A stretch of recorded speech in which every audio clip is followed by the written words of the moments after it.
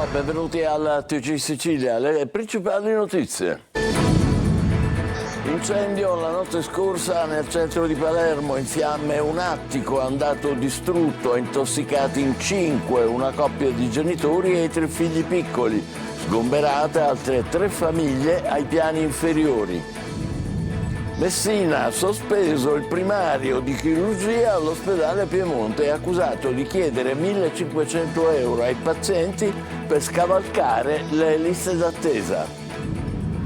Il ministro Urso giudica il polo di Siracusa modello di transizione in Europa e rassicura i lavoratori. Per l'STM di Catania ha annunciato un piano di investimenti di 5 miliardi. Schifani, la regione, farà la sua parte. Precari Covid, il Consiglio di Stato dà il via libera alla stabilizzazione. Buone notizie per centinaia di lavoratori siciliani. Da aprile, meteo permettendo, vacanze e ponti di primavera. All'aeroporto di Palermo, boom di turisti stranieri in arrivo, soprattutto americani, francesi, tedeschi. I Sansoni sbarcano al cinema con il film E poi si vede e raccontano in modo divertente perché è difficile essere giovani oggi. Calcio, Serie B, per il Palermo domani gioca alla Rechi contro la Salernitana. Per il rosanero comincia il rettilineo finale. 8 partite per tagliare il traguardo play-off, al momento distante un solo punto. In Serie C domani derby fra Trapani e Catania, rossazzurri in cerca di conferma dopo 7 risultati utili di fila. Granata che provano a risorgere dopo 5 sconfitte consecutive. Il Messina sfida l'Altamura, partita decisiva in chiave play-out.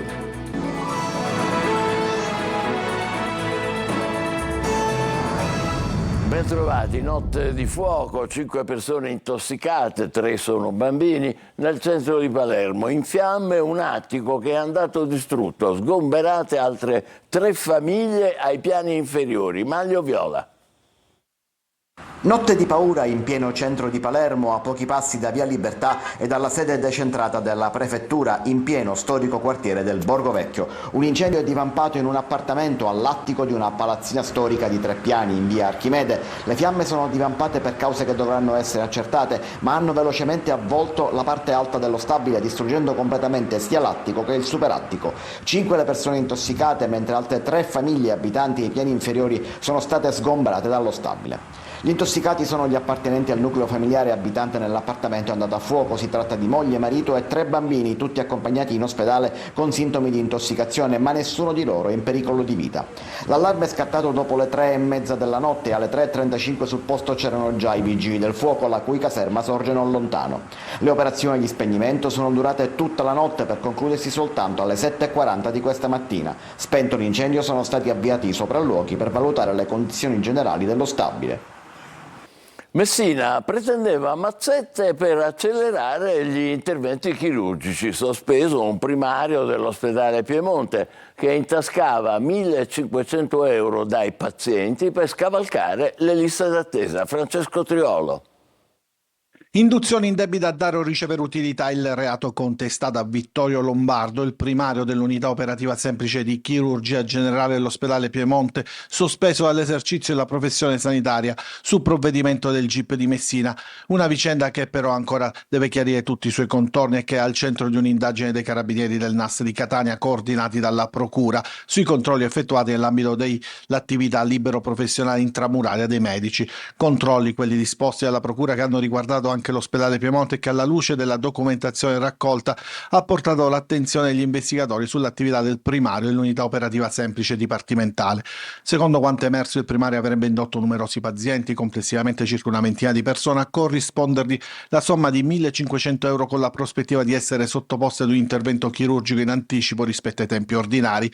In questo modo, secondo le conclusioni degli investigatori, sarebbe stato arrecato un danno agli altri pazienti che erano in lista d'attesa.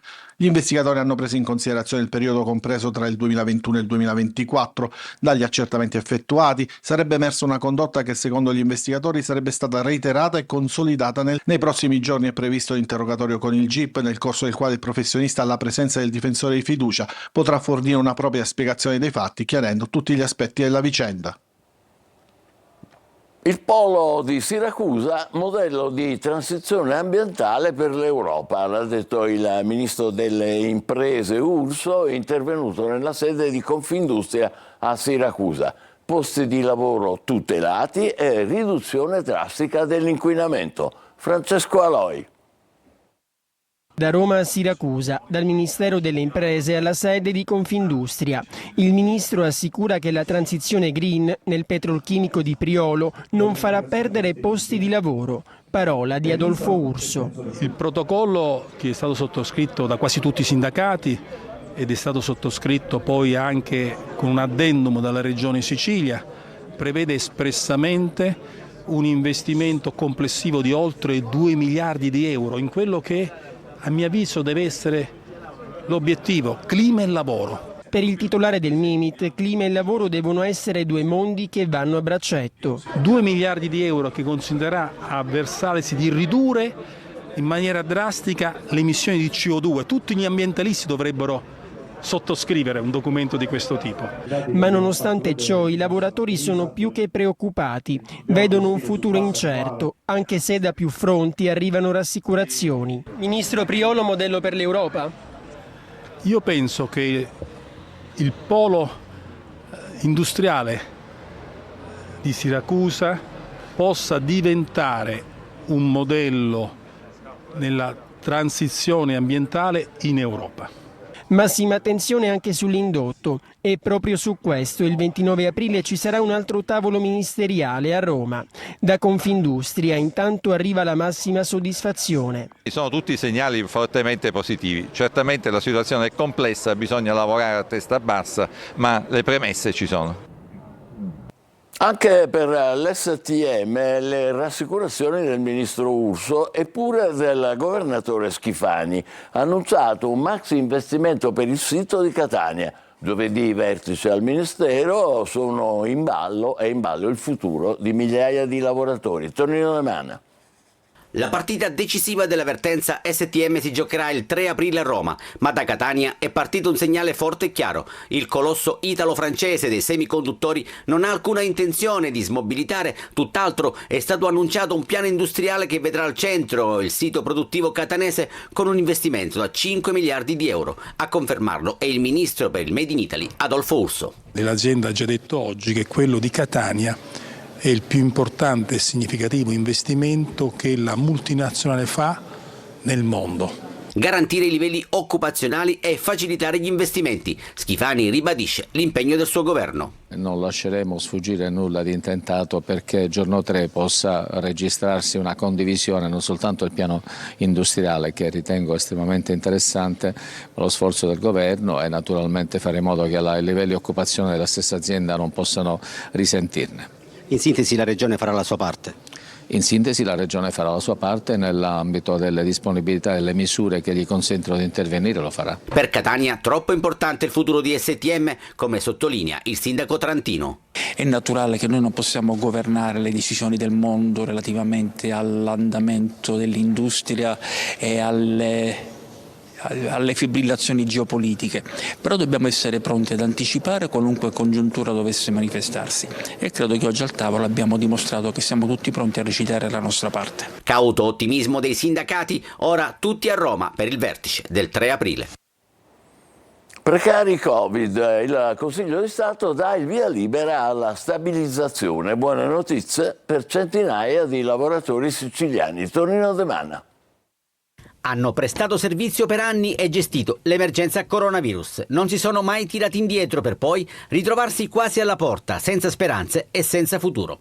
Ai precari Covid non è rimasto altro che rivolgersi alla magistratura per vedersi riconosciuto un sacrosanto diritto, visto che l'ASP di Catania li aveva esclusi dalla procedura per mancanza di requisiti. Per centinaia di lavoratori la buona notizia è arrivata da Roma ed esattamente dal Consiglio di Stato che ha dato il via libera alla stabilizzazione. Quindi sono stati fondamentali nella gestione dell'emergenza e oggi, grazie a questa importante pronuncia, possono essere ammessi alle procedure di stabilizzazione che stanno avviando le aziende sanitarie. Non era stato ritenuto valido il servizio prestato da loro ben più di 18 mesi, dei 18 mesi richiesti per partecipare alle procedure, solo perché erano stati reclutati tramite avviso di protezione civile. E per loro adesso, dopo la pronuncia del Consiglio di Stato, cosa succederà? Adesso in questa fase sono stati ammessi con riserva, in attesa ancora del giudizio di merito, a partecipare alle procedure selettive che l'ASP Catania nello specifico dovrà avviare a breve per la stabilizzazione di queste unità di personale. Catania, un revolver, cartucce e caricatori abbandonati in una busta della spesa vicino a un garage ritrovati dalla polizia a Librino. Grazie alle banche dati gli agenti sono risaliti al proprietario di queste armi, un uomo residente a Trecastagni che nel frattempo era morto nelle scorse settimane. Il meteo adesso in Sicilia, altra giornata di maltempo, allerta gialla a Palermo per le forti piogge, nelle altre province piogge sparse e con venti intensi, con raffiche che sferzano soprattutto il catanese. Nel Messinese la pioggia ha causato smottamenti, allagamenti e cadute di alberi, necessari 40 interventi dei vigili del fuoco. E nel quartiere di Catarratti, sempre a Messina, a causa di una frana, 14 famiglie sono state costrette a lasciare le proprie abitazioni.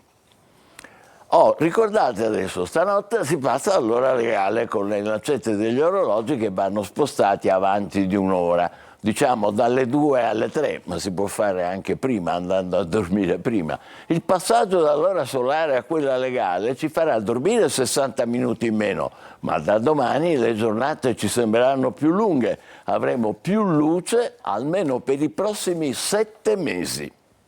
L'arrivo di aprile darà il via alle vacanze di primavera. Sicilia meta molto gettonata da turisti italiani e stranieri e numeri già più che positivi per gli aeroporti, come il Falcone e Borsellino di Palermo. Marco Gullà. Un italiano su 4 non si farà sfuggire i ponti di primavera per fare un viaggio. Lo faranno soprattutto i giovani, in particolare per andare in grandi città e approfittare della primavera. Aprile, che è alle porte, sarà anche il mese dei tanti ponti da Pasqua al 1° maggio. E la Sicilia, manco a dirlo, è tra le mete più gettonate. Tantissime le prenotazioni già negli aeroporti dell'isola, a Falcone e Borsellino di Palermo, boom di turisti, soprattutto stranieri. Abbiamo notato anche un incremento dei rapporti internazionali. Noi abbiamo circa 100 connessioni, 96 per l'esattezza, molte di queste sono internazionali, il 30% dei nostri passeggeri sono internazionali. Questo è molto positivo perché significa che la Sicilia attrae anche dal punto di vista dei rapporti non solo italiani o europei ma anche esterni. Passi avanti anche per la destagionalizzazione in Sicilia. Più cose si fanno, festival, convegni, riunioni, e più evidentemente si attira. Mi permetterei di dire che questo significa anche migliorare le condizioni non solo di accoglienza in aeroporto, che sono già abbastanza positive, in qualche caso ottimali, ma le condizioni di accoglienza delle infrastrutture, dei servizi, degli alloggi, della vita comunque. La vacanza sarà nella maggior parte dei casi di 2-4 giorni, ancora più lunga per i giovanissimi. In Sicilia e anche da Palermo arriveranno molti turisti americani, francesi e tedeschi. L'amministratore delegato di GESAP, Vito Riggio, che abbiamo appena ascoltato, sarà uno degli ospiti della nuova puntata di approfondimento Il Punto, curato e condotto da Luca Siliberti, in onda oggi in diretta alle 14.30 su Telecolor e domani alle 14 su Antenna Sicilia. Si parlerà appunto di aeroporti e privatizzazioni, infrastrutture, traffico aereo, caro voli, nelle settimane precedenti Pasqua. Tra gli ospiti anche gli amministratori degli aeroporti di Catania e Trapani, Nico Torrisi e Salvatore Ombra, con numerosi deputati regionali tra favorevoli e contrari alla gestione privata degli scali in Sicilia. Poi approfondimenti sullo scandalo sanità a Trapani dopo la revoca del manager Ferdinando Croce.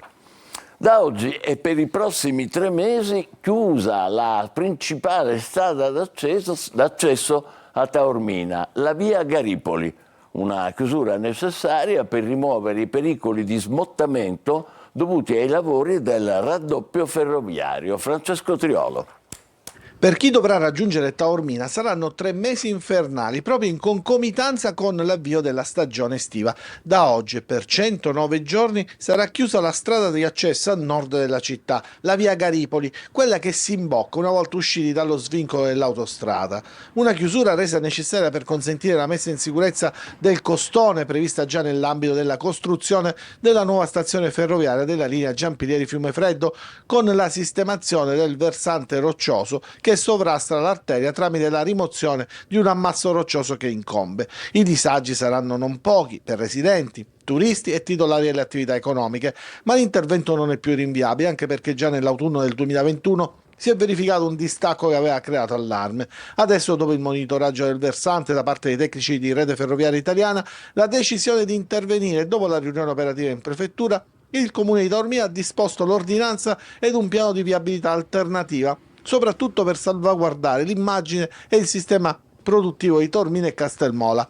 Ieri pomeriggio l'ordinanza del Comune ha disposto il passaggio del bypass Sant'Antonio in direzione Monte.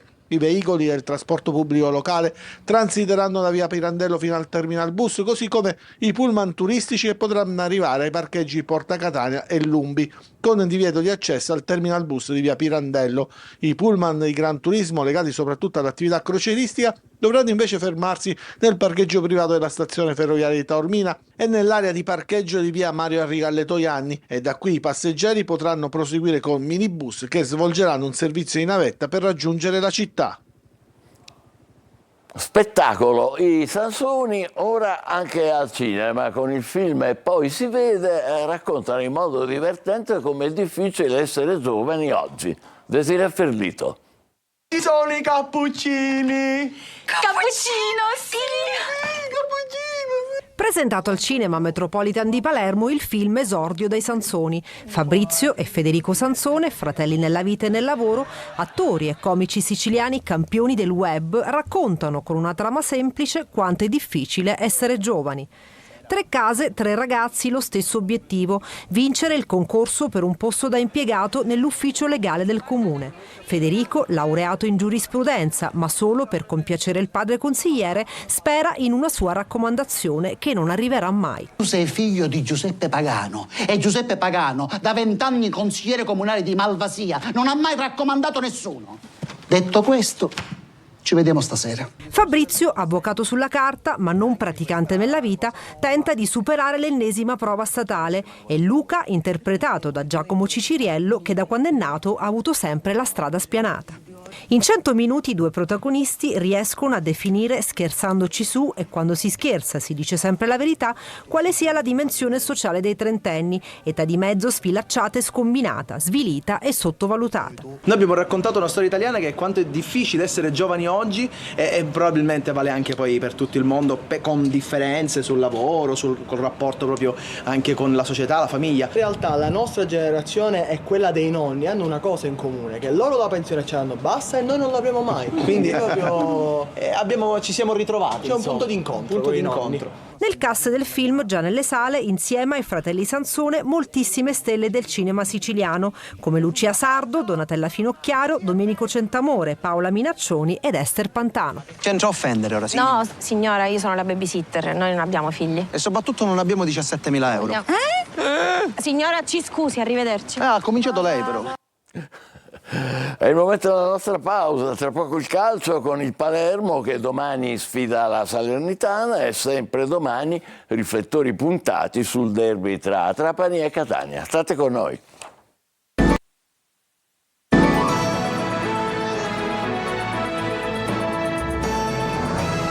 Vigilia di match per il Palermo che domani all'Arechi sfida la Salernitana. Dionisi proverà a guadagnarsi la fiducia della società. Out Nicolao, Verre e Di Francesco. Marco Gulà.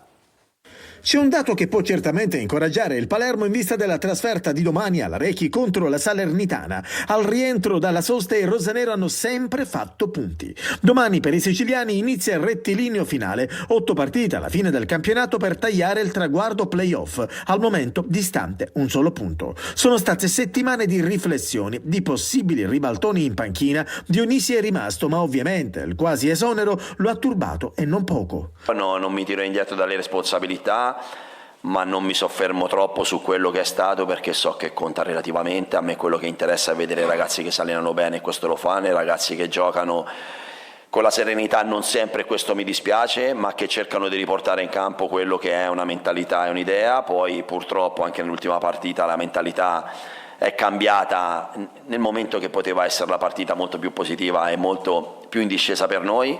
Su questo sappiamo che possiamo migliorare. Non miglioreremo tanto, ma abbiamo questo limite. Domani alle 17:15 a Salerno mancherà Verre, ma Dionisi vorrebbe proseguire col 3-4-2-1, quindi schierare un altro calciatore offensivo insieme a Brunori dietro Poyampalo. Pierozzi rientra dalla squalifica, Di Mariano è recuperato, out Nicolau, fermo anche Di Francesco, indisponibile per un problema fisico, ci sarà quindi Lund. Insigne potrebbe partire dal primo minuto. Salernitana, la ricerca disperata di punti salvezza, e penultima, in avanti Cerri e Verde. Domani il derby fra Trapani e Catania, che sarà trasmesso in diretta e in chiaro su Telecolor. Sentiamo come ci arrivano le due squadre con Marco Carli. Il Catania per proseguire la serie e puntare più in alto. Il Trapani è l'ultima chiamata per i playoff. Il derby del provinciale, che Telecolor trasmetterà domani con inizio della diretta a partire dalle 14, vive degli umori contrapposti delle due squadre. I rossazzurri nell'ultimo mese e mezzo hanno preso fiducia e hanno anche cementato il gruppo. Si vede in campo, i giocatori si aiutano. È un dato importante perché porta ai risultati, quelli che caratterizzano nell'ultimo periodo la truppa di Toscano, squalificato in panchina al provinciale andrà a Napoli. In casa Granata invece la settimana è trascorsa fra la posizione di Torrente, di cui Antonini aveva chiesto le dimissioni e che invece sarà in panchina domani, e l'acquisto sul mercato di Kragl, che torna in Granata e scenderà sicuramente in campo, bisogna vedere se dall'inizio o a partita in corso. Nel Catania del Fabbro sostituirà Di Gennaro, mentre Allegretto dovrebbe riprendere il posto da titolare come braccetto sinistro. A centrocampo inamovibile Quaini, con De Rose leggermente favorito su Di Tacchio. Lunetta dovrebbe agire ancora sulla tre quarti con Jimenez alle spalle di Montalto. Nel Trapani, che festeggia 120 anni di storia, squalificato Liotti. In attacco il trio dei giovanissimi Ciuferri, Anatriello e Piovanello, 66 anni in 3. Torrente si affida anche a loro per salvare la panchina, mentre Toscano vuole un'altra risposta convincente sulla strada verso i playoff, che daranno la dimensione definitiva del suo Catania. E oggi tocca al Messina, che al Franco Scoglio va all'assalto dell'Altamura. L'obiettivo è vincere per sperare di disputare i play-out. Sergio Colosi. Espugnare il Francoscoglio per alimentare le speranze di giocare il play-out. Il Messina, che ha conquistato un solo punto in casa nelle ultime 4 partite, senza segnare un gol e con 3 KO consecutivi, riceve oggi il team Altamura per invertire la rotta e dare continuità al successo di Giuliano. È l'unica strada per sperare anche in una svolta societaria, sempre più lontana nonostante infinite trattative con chi detiene l'attuale proprietà. Il team Altamura degli ex Rizzo e Ortisi, matricola priva dello squalificato Rolando, uomo assist dei pugliesi, ha già messo in archivio il capitolo salvezza e prova ad inserirsi nella zona playoff, anche se il distacco appare significativo. Banchieri si affida in linea di massima al blocco di Giuliano. In difesa recupera Marino, che farà coppia con Gelli. Disponibili anche Dumbravano, che ha scontato 3 giornate di stop, e Chiarella, reduce da un lungo infortunio e utilizzato soltanto 10 minuti contro il Benevento. Centrocampo con Crimi e Buchel. In attacco Tordini, Luciani e Pedicillo, con Costantino e De Sena ancora in panchina. Noi ci fermiamo qui, l'appuntamento per la prossima edizione, lo sapete, è per le 20. Grazie per essere stati con noi, buon pomeriggio.